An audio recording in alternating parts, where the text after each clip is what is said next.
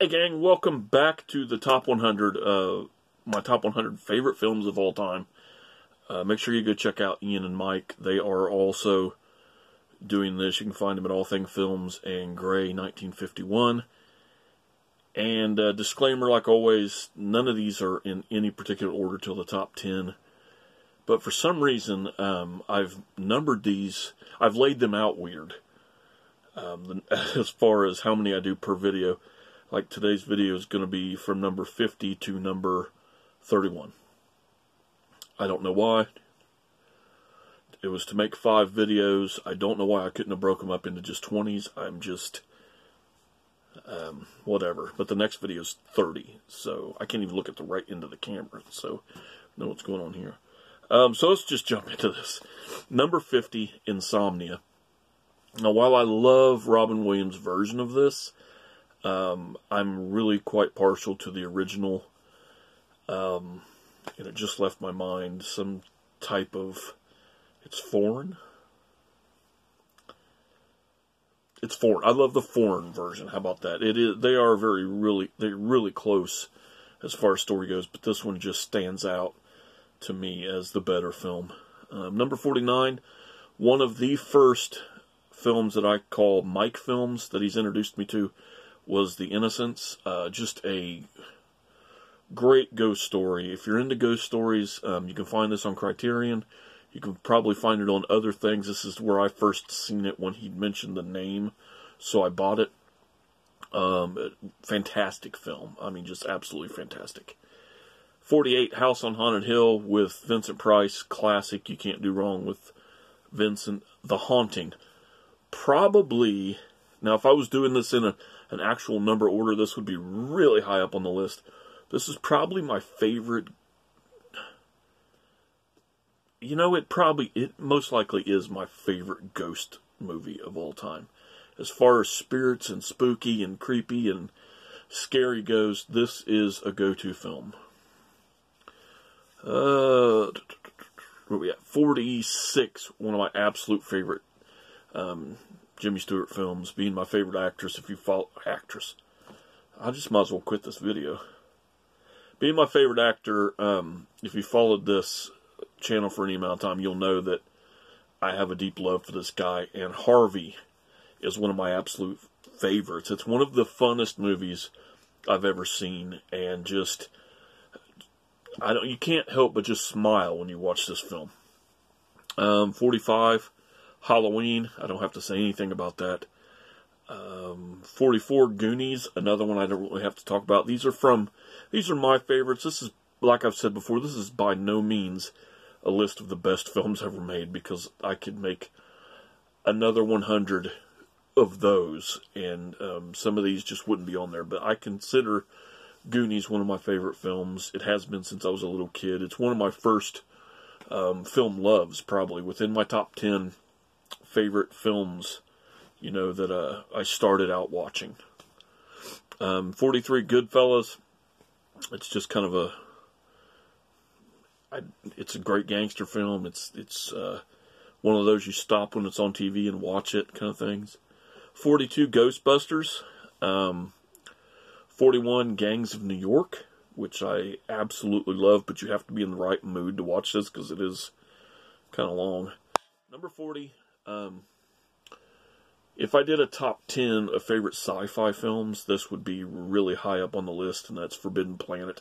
I absolutely love this film, and one that didn't make the list that is really close to that is Planet of Vampires. Vampire Planet? Planet of Vampires? I don't even know what I'm talking about anymore. But anyway, they have a similar feel to them for me, that 50s-ish type Lost in Space type feel. So I just love them. Number 39, The Fog, which is another high on my list of ghost films, and quite possibly my favorite Carpenter film.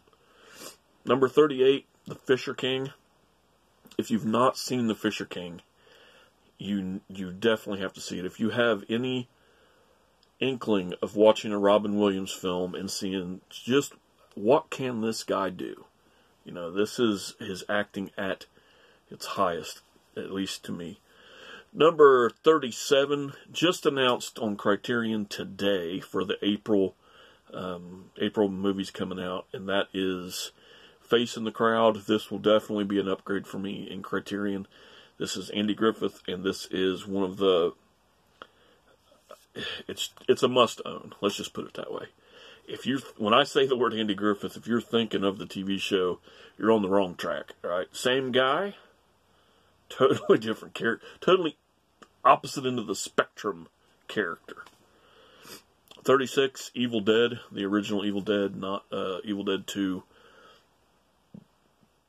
Although it's kind of inferred with both. I love both of them pretty much equal. But if I have a set-down go-to, it's usually the original one. I just love the cheesiness.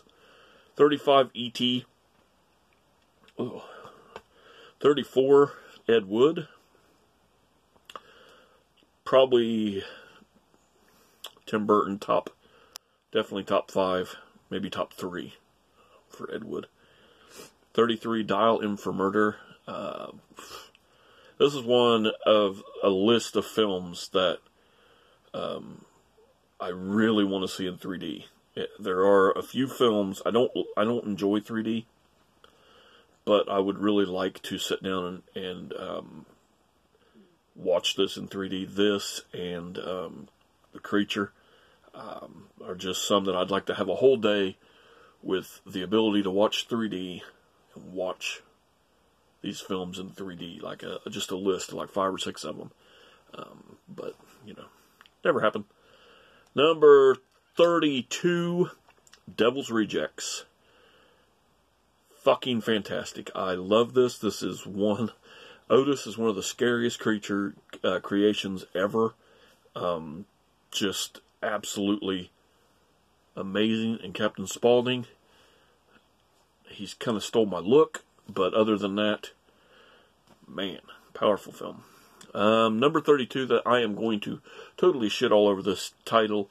I will by no means be able to say this, but Diabolik,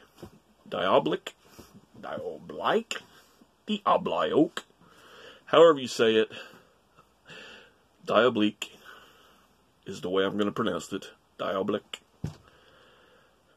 I don't even deserve to put it on my list anymore. But anyway, it's a wonderful film. I have it on Criterion. It is a film that Hitchcock loved very much. And that was in the description when I read about the films when I was buying Criterion's on a sale one time. This one had my eye anyway.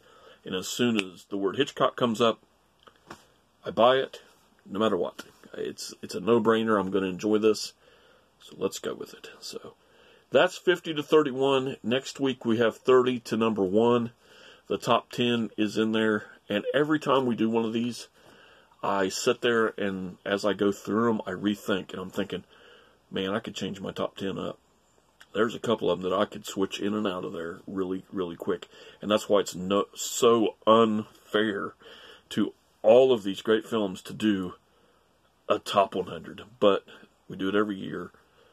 And it is what it is. So the only one that really matters is number 1 anyway, as far as top of the line. But we'll talk about that next week. So there you go. Let me know what you think about some of these. Like I said, make sure you check out Ian's and Mike's videos. And I'll get out of your face for a little bit. So, till next time. Later.